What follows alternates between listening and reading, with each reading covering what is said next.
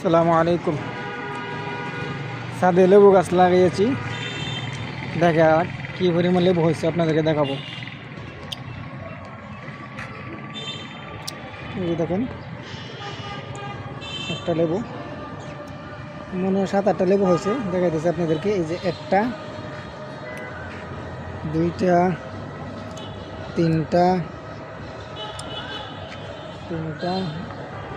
চারটা, পাঁচটা, ছয়টা, সাতটা,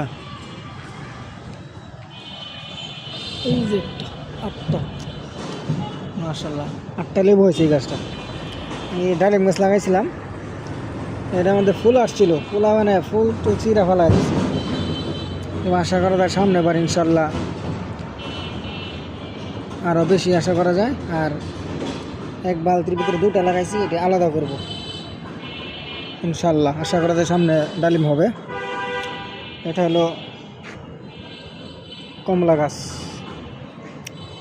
এটা বেগুন খাইছি এবার এটার থেকে। এই যে লেবু গাছ, লেবু হয়েছে, এটা আরেকটা লেবু গাছ। এই যে লেবু, অনেক লেবু হয়েছে আলহামদুলিল্লাহ। এই যে লেবু, এই যে লেবু, এই যে লেবু, এই যে লেবু।